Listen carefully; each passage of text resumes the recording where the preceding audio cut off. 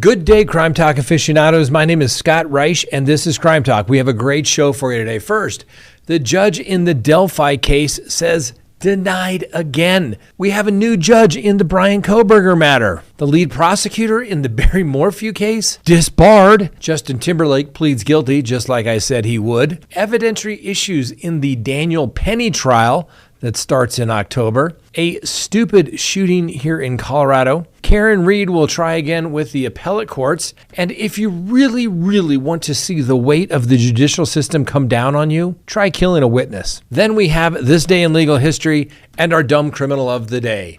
Let's talk about it. Hi, lawyer.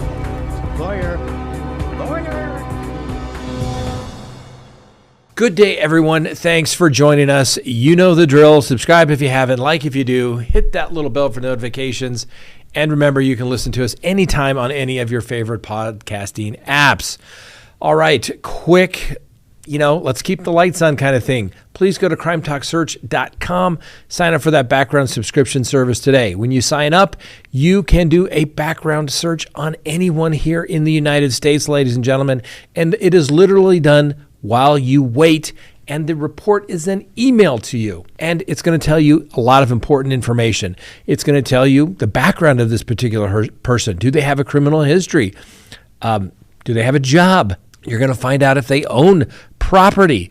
Are they living in their mom's basement? Are they married? Are they divorced? Do they have financial judgments against them? Those are the type of things you want to know about the people that are coming into your life. And certainly, if you are dating somebody, you would be committing dating malpractice, ladies and gentlemen, if you didn't go to crimetalksearch.com and check out that future person.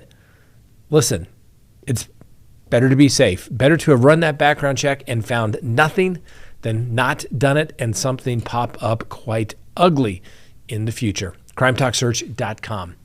All right, let's go ahead and open the record and begin the docket for September 12th of 2024. And Judge Frances Segal says denied again. I'm not sure she knows how to say the words granted, or she can type them into her computer. Anything for the defense in this case. That's right. Special Judge Frances Segal has denied the Delphi murder suspect Richard Allen's request to do an interlocutory appeal to the Indiana Court of Appeals. Now, apparently a rule unique to Indiana is that the trial court has to say yes, go forth, and do an interlocutory appeal. We, here where I practice, you can go straight to the appellate courts if you think you have an issue. Now, the chances of them taking it are slim to none. But anyway, Judge Frances Segal said denied to that request. So the trial is set to start October 14th of 2024 and go through mid-November. Jury selection is going to be conducted in Allen County, Indiana, and then the trial will be conducted in Carroll County, Indiana. Now, Judge Gull also ruled last week that the defense team for Richard Allen will not be allowed to present evidence to jurors that Libby German and Abby Williams were killed in some sort of ritualistic sacrifice by Odinus. That's right, a Norwegian pagan religion that apparently somehow been adopted by some white supremacists in the area. Anyway, they're not going to be able to say somebody else did it other than Mr. Allen.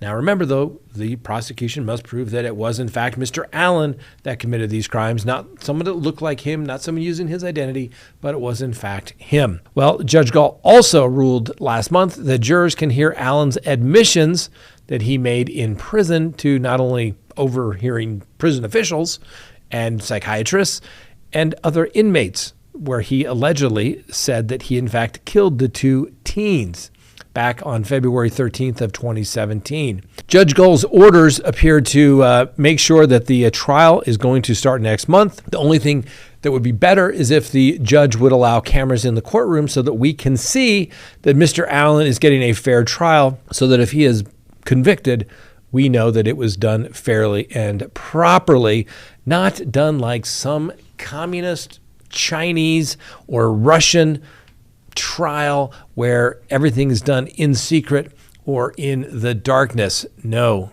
put it out there for the world to see.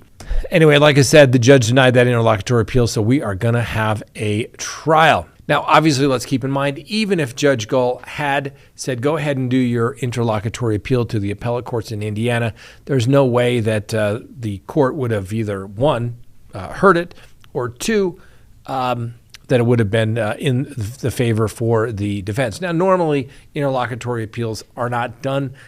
Usually, they're only granted when the prosecution gets all their evidence thrown out at like a motion to suppress and they have no evidence, so they have to do an interlocutory appeal, and most of them usually get reversed because the trial court ruled against the prosecution. So most appellate courts like to have the full record developed before they start intervening pre-trial and start making rulings unless there's something absolutely egregious.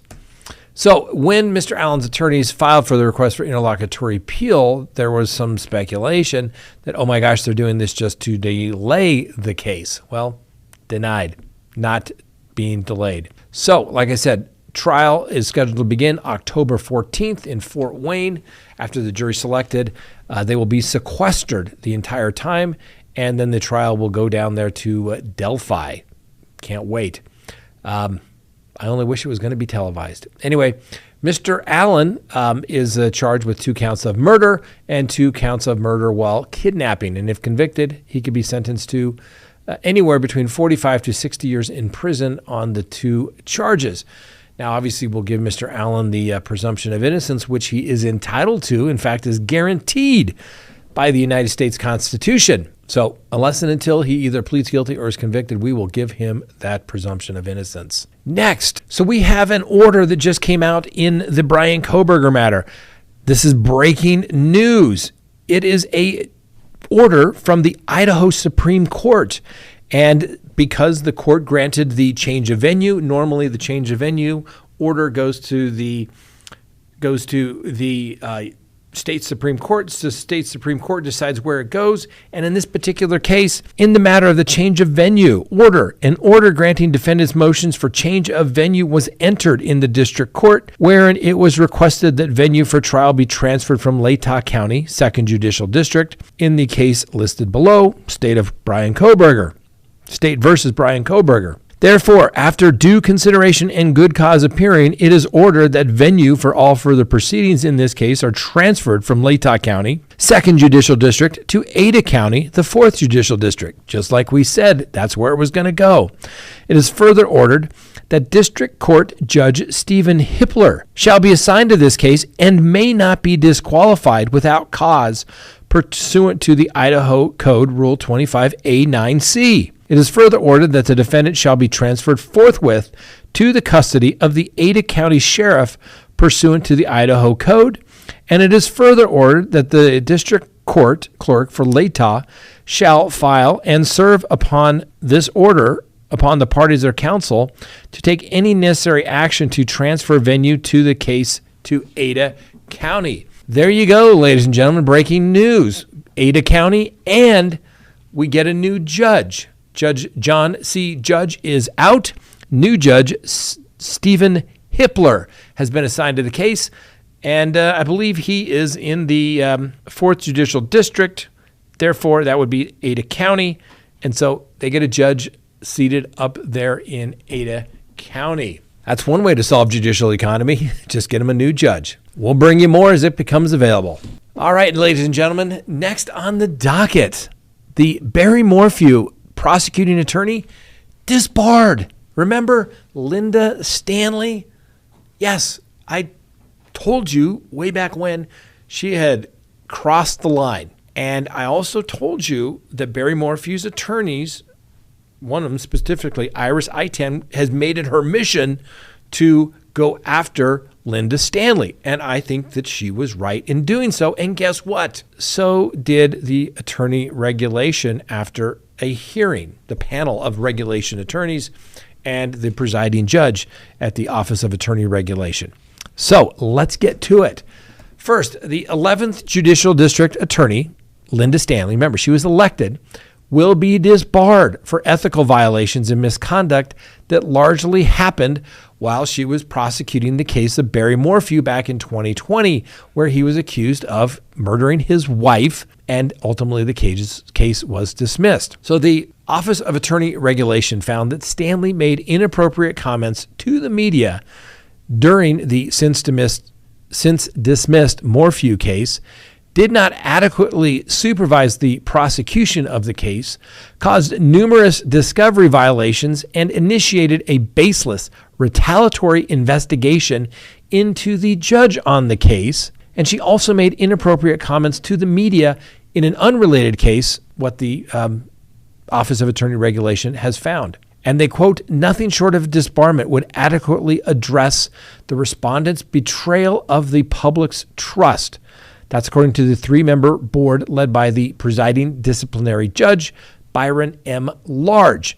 Now, guess what? The opinion, 83 pages long, ladies and gentlemen. Now, I think what I'm going to do, because it reads like, I don't know, some sort of twisted novel that you maybe couldn't make up, I think I'm going to do a special just where we go through it, line by line, because it is little twisted, little weird, some of the things that she did. So Stanley will become the first district attorney, the first sitting district attorney to be involuntarily disbarred in Colorado, at least in my lifetime, and I can't think of anything else before that.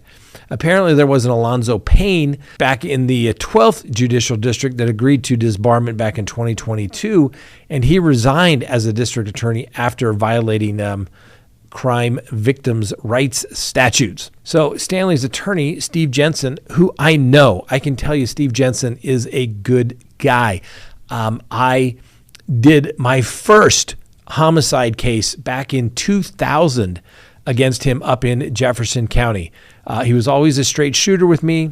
You know, some people liked him, some didn't as a prosecutor. I always got along with him. I thought he was a gentleman. He represented Linda Stanley on this particular case before the Attorney Regulation Board. Anyway, he said that he obviously disagreed with the panel's ruling, like all attorneys do, and said that, obviously she was a good person. He said this was a hard-fought trial, but we do not think that Ms. Stanley's conduct deserves disbarment. He also believes that she's a good person and also an ethical attorney. Now, the disbarment will take place in roughly 35 days, though she can appeal the decision at the request, and that request that disbarment be delayed while that appeal is pending. She appeals to the Colorado Supreme Court, who is the same people that appointed the presiding judge for the Office of Attorney Regulation. So not a whole lot of chance that that's going to take place as far as prevailing, but she may just do that. Jensen, through her attorneys, Jensen, who was Linda Stanley's attorney, has not decided whether to appeal just yet. Now, once disbarred, she cannot serve as an elected district attorney any longer. Makes complete sense.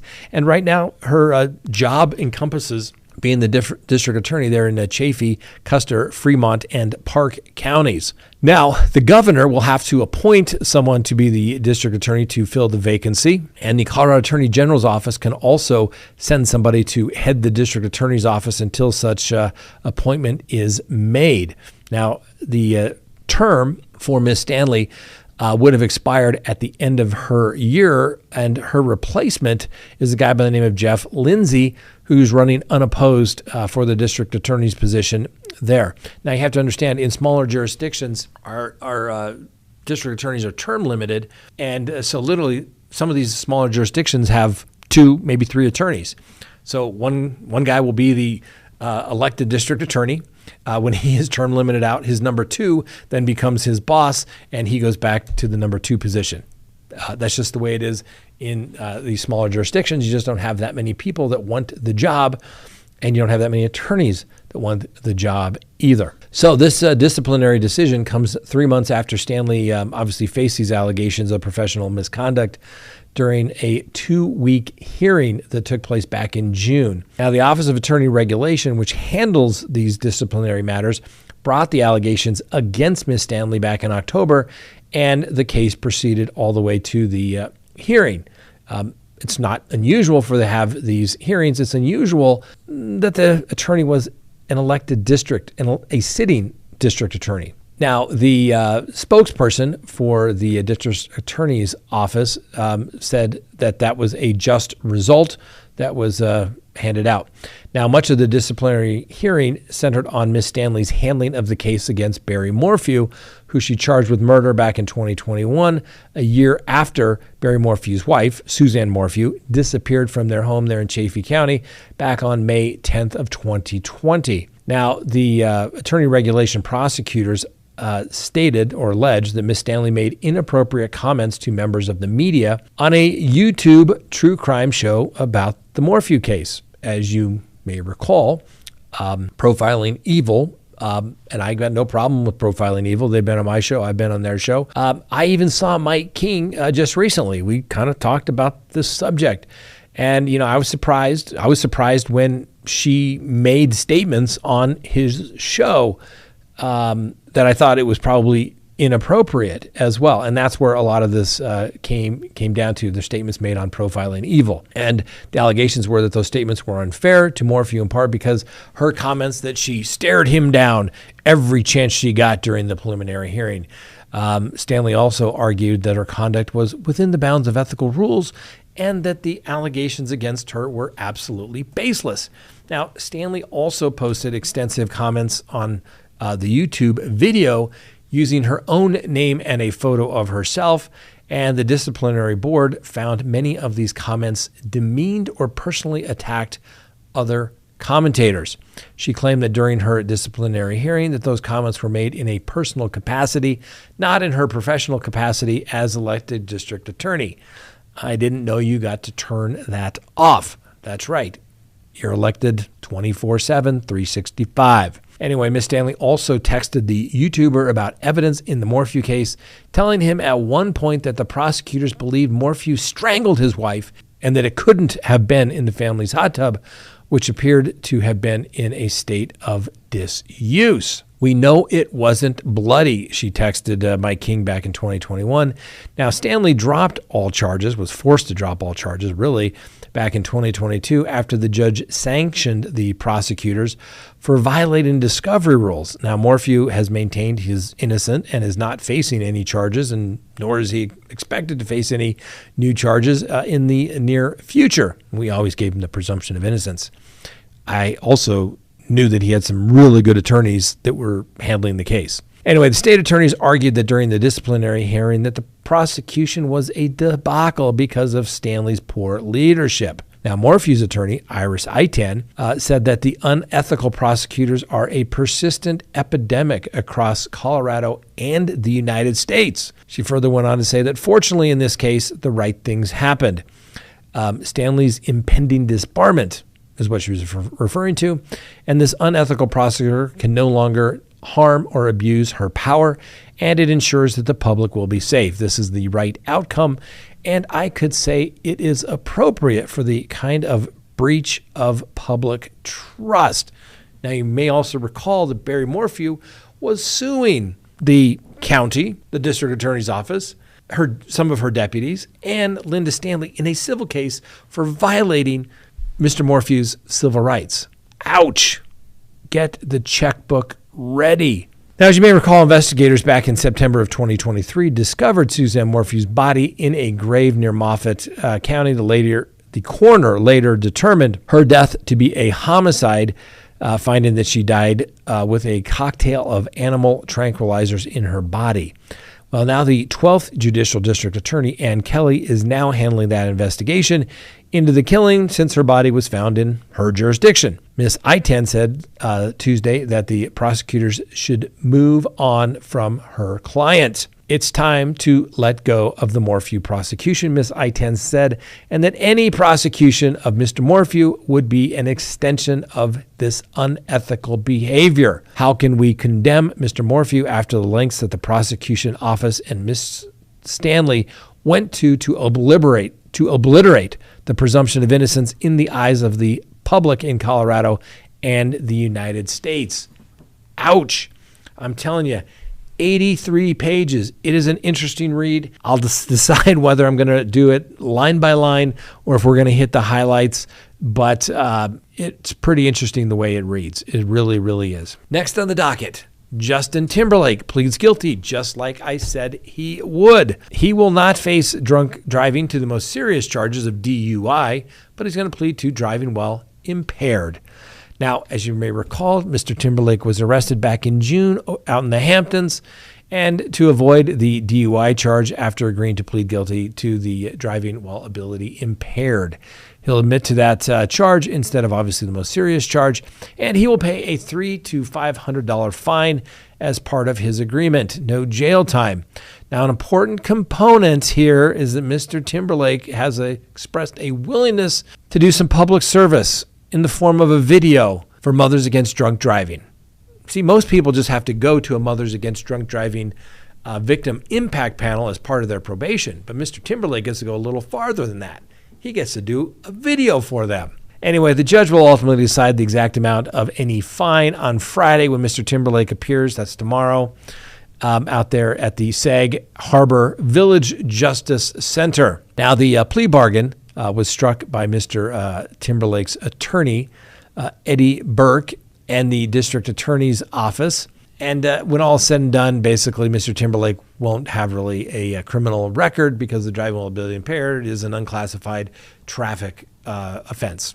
Okay, so be it. First one can happen to anybody. As you may recall, Mr. Burke has repeatedly denied that his client was in fact drunk. Then why is he pleading guilty, right? Oftentimes, I think attorneys get ahead of their skis, just like I think the attorney did in this case. It's always easy to stand out there on the doorsteps of the courthouse and say, my client is innocent. This is a travesty of a mockery of a sham. We're going to have our day in court. And then they offer you a DWAI, which everybody knows is what is going to be the offer on a first case like Mr. Timberlake, and he takes it. It's a DWAI. Driving while ability impaired, 0.050 is the limit. If he'd gone to trial, the jury, based upon the body cam videos, would more than likely have found him guilty of the DWAI. It just saved a lot of trouble and hassle. Now, Mr. Timberlake still has a suspended license for 6 months because he refused to take the breathalyzer as well. And as you may recall, Mr. Timberlake was arrested in the early hours of June 18th after he was leaving some friends at a hotel bar where he was meeting friends. He was pulled over after he ran a stop sign. The police officer followed him, observed him swerving across the road. The cop pulled him over. Once he was stopped, officers noted that Mr. Timberlake had bloodshot, watery eyes, classy eyes, a strong odor of an unknown alcoholic beverage emanating from him, and that's enough for probable cause. His eyes were bloodshot and glassy, and the strong odor of alcoholic beverage was emanating from his breath, and he was unable to divide attention. He had slowed speech, he was unsteady afoot, and he performed poorly on all these standardized field sobriety tests. According to the arrest paperwork. At the field sobriety test, Mr. Timberlake was asked to take the breathalyzer test, and he refused because he probably knew he was above a 0.050 or maybe even a 0.080 for DUI. Anyway, Mr. Timberlake, you did the right thing. Hey, the first one, it can happen to anybody. That's the way the courts look at it. You're going to get a pass. Good for you. Second one, make sure it doesn't happen. Make sure it doesn't happen. Don't drink and drive. Drinking and driving is one of the dumbest crimes that you could possibly get in today's world. With Lyfts and Ubers, you shouldn't happen at all. Next, let's talk about the case of Daniel Penny. Do you remember him? He's the former Marine. He was on the subway in New York, and a guy by the name of Jordan Neely was misbehaving, scaring people, threatening people. And Daniel Penny put him in a headlock, and unfortunately, he died. And he's been charged because, well, that's what happens in New York City. But the couple who filmed Mr. Penny putting Mr. Jordan Neely in a chokehold, which ultimately led to his death back in May of 2023, are refusing to come to New York to testify in Mr. Penny's trial. Now, the couple apparently took the video of the incident, and they declined to come testify before the grand jury because they lived in Europe. Nobody knows exactly for where, at least they're not telling us, and not sure they really want to be involved in any way. Apparently, up to this point, they have refused to share the video that they took of the incident. And basically, they're refusing to come back to the United States. So it's not exactly clear why that couple refused to cooperate with authorities, but Mr. Penny's lawyers believe the footage could be incredibly favorable to the former Marine should it be determined to be admissible as evidence. Now remember, just because you have a video doesn't mean that it just comes in. You have to kind of have people authenticate it.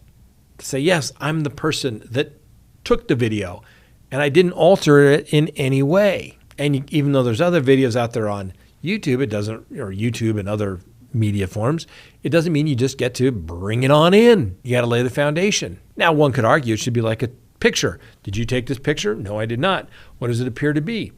Of the incident in question. Fair and accurate representation? Yes, you would think that you would be able to do that.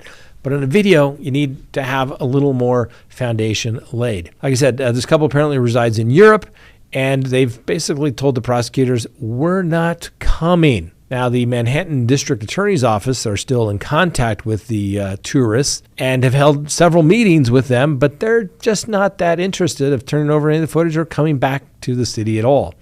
Now, as you may recall, Mr. Penny, he's only 25. He's facing charges of second-degree manslaughter and criminally negligent homicide following this confrontation on a subway back in May of 2023, where Mr. Neely ultimately died. Mr. Penny restrained Mr. Neely after he allegedly threatened people on the train car. Now, Penny placed him in a chokehold on the F train at the Broadway Lafayette Street and the Bleecker Street station. Now, like I said, the whole incident was filmed, restraining Neely, holding him on the ground until he went unconscious. Now, Neely was pronounced dead at the scene, and the medical examiner later ruled that the death was a homicide because there were some injuries to his neck, which proved the chokehold was what caused the death. Now, Penny, former Marine, hoorah, and a former infantry squad leader, said he didn't mean to kill Mr. Neely, but that he felt like he needed to step in to protect him and his fellow passengers from Mr. Neely, who was throwing garbage and threatening to kill every mother effing person on the train. Now, Mr. Penny's pled not guilty. His defense has tried to get the case dismissed, claiming that he stepped in to save lives, but that was rejected by the judge in January because it is a question of fact for the jury to decide whether Mr. Neely was killed lawfully or unlawfully. Now, Mr. Neely was homeless. He apparently was a Michael Jackson impersonator, but he's had a long history of battling mental health issues up to his death. Jury selection will begin in late October. All right, we had an example of a very stupid shooting, and it comes right here from the great state of Colorado. So a teenager was shot in the face by a city council member after being accused of trespassing on property, where he said he just wanted to take some homecoming photos with his friend. Well, Brent Metz is in jail in Conifer, Colorado, after he shot the young man who was on his girlfriend's property on Tuesday night. Now, the two boys claimed they'd driven to a gated community to take these photos for a dance. They say they tried to ask permission to take photographs at the house, but no one seemed to be home. Which my first impression would be, then you need to leave. Just because somebody didn't answer doesn't mean you get to trespass on their property. The young men then returned to their car to write the owner a note, they say, and that's when Mr. Metz showed up. Unbeknownst to them, a female homeowner in the neighborhood had called the police and her boyfriend, Metz, to report the trespassers. Now, the teenagers who had been shot told deputies that Metz had shot him through the windshield of the car before he was later transported to the hospital. Now, according to the police, the boys had driven to the property, parked at the gate, jumped the fence to speak with the homeowner. Nobody appeared. They thought, well, we'll just go ahead and do it anyway. Well, going back to their vehicle, they wrote this note, and then that's when Mr. Metz appeared. Now, officers said that they managed to recover the firearm used at the shooting inside Mr. Metz's truck, and Metz was arrested for first-degree assault, which carries mandatory minimum of 10 to 32 years here in the great state of Colorado, and a count of menacing, and throw in an illegal discharge of a firearm and a couple counts of reckless endangerment, which I love reckless endangerment. Had 4 counts of attempted murder. Jury found him guilty of 4 counts of reckless endangerment for shooting indiscriminately into a car because it reads really bad. Like, oh my gosh, that's so serious, but it's a misdemeanor. Just saying. Anyway, the arrest affidavit, apparently Mr. Metz declined to talk to the officers and asked for an attorney, which he is certainly entitled to do so. under the Constitution, and we will give him his presumption of innocence. Anyway, even the teenagers didn't think that Mr. Metz shot him intentionally. According to the teenagers, apparently one said he thought he heard Brent Metz say, "Oh, darn, my gun went off." It also says that Mr. Metz tried to help after he fired the round, but he was pushed away by the other teens, saying, "Why the heck did you shoot my friend?" Now, teens haven't been identified because they're underage. Mr. Metz is expected to make an appearance next week for official filing of charges, and he hasn't resigned yet from city council, where he is a city council member. I'm sure he will if he gets out of jail. Obviously, he's in custody, so apparently he may not be able to make that bond. Stupid shooting, okay? Even if the gun just went off, bad situation. Word of advice to the kids, hey, even if you think I'm being a nice kid and letting somebody know I want to trespass on your property and nobody's there to give you permission, you're trespassing. Don't do it. Don't do it. Doesn't mean doesn't mean you deserve to get shot. Let's be very clear about that. Mr. Metz is assuming the gun didn't just go off, or even if it did, it's a problem. It's a problem. Would have been easier just to wait for the police officers to get there and said, hey, kids, don't go over there. You're trespassing. Next on the docket, Karen Reed. Apparently, she is out of purgatory, and now she knows what she needs to do, which is appeal. That's right. Karen Reed has decided through her attorneys to appeal her case to the highest court in Massachusetts in an attempt to get the murder charges dismissed ahead of her retrial, i.e., interlocutory appeal. As you may recall, Miss Reed stood trial back in the spring for the second-degree murder of her boyfriend, now former Boston police officer John O'Keefe, because he's dead.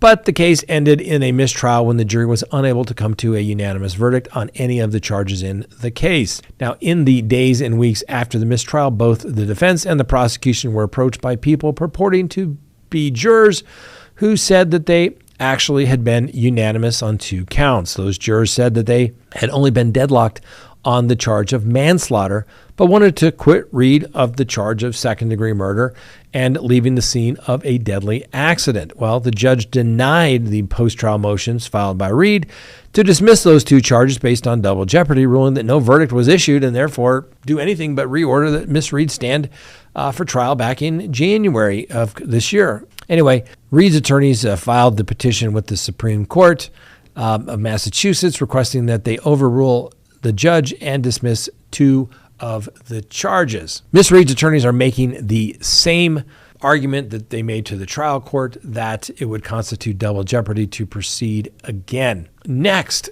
you know what you shouldn't do? Otherwise, you're going to feel the weight and wrath of the judicial system.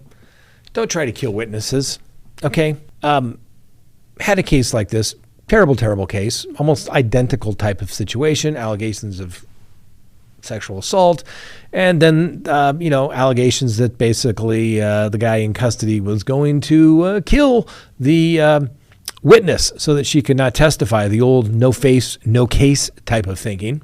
But what most people don't realize is that if you kill your witness or victim and you can testify that, all that evidence comes in anyway.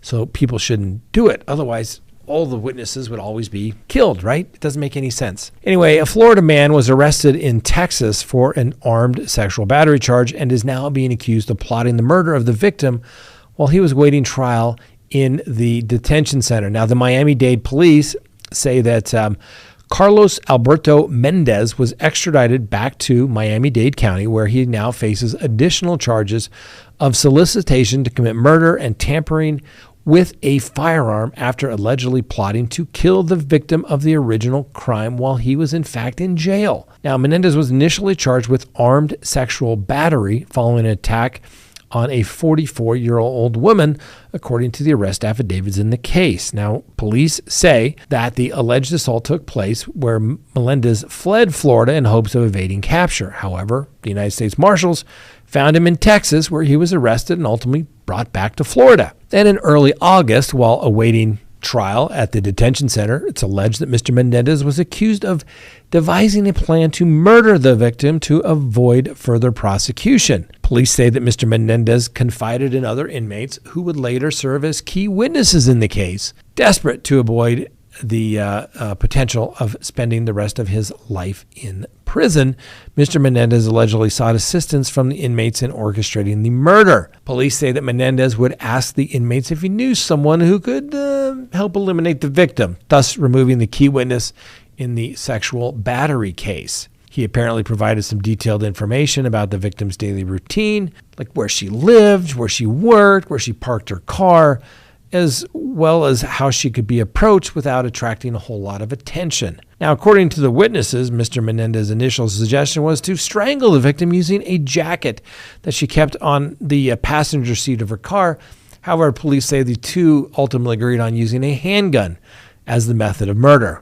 Now, Mr. Menendez allegedly told the inmate that he would arrange for a family member to provide $1,500 to purchase the gun. Anyway, the police say that the witness provided investigators with an account of Mr. Menendez's routine and habits, which corroborated his statements. Police found and confiscated maps drawn by Mendez, which they say detailed the victim's home, parking location, and specific approaches that could be used to reach her without being seen. With the addition of the solicitation to murder to his armed sexual battery charges, needless to say, Mr. Mendez is going to remain in custody and being held without bond. Now, I'm telling you, don't do it. It's bad enough to commit crime. No one's encouraging anybody to commit crime, but we all know it's going to happen. But don't go trying to fix your problem by making the witness victim go away. It just creates more. I guarantee you, Mr. Mendez, if you are convicted, we'll give you that presumption of innocence.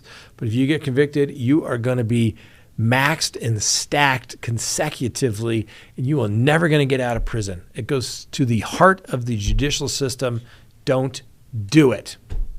Next, this day in legal history, September 12th, 1958, the United States Supreme Court unanimously rejected a state government challenge to Brown v. Board of Education, which, as you all know, was the case that overruled segregation here in the United States. So anyway, the state of Arkansas, in a case called Cooper v. Aaron, challenged the authority of the court to implement desegregation here in the United States. And the United States Supreme Court said quite forcefully and reasserted all of its authority that they have, as well as the power of the federal government over the states. There you go. Your This Day in Legal History. And finally, our dumb criminal of the day.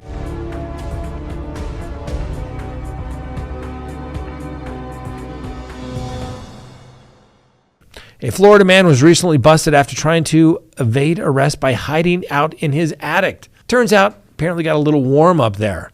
The incident happened in the Palm Coast area there in Florida. And like I said, the police went to Mr. Michael Allison's house because they were looking for him for a warrant. They see him go into the house.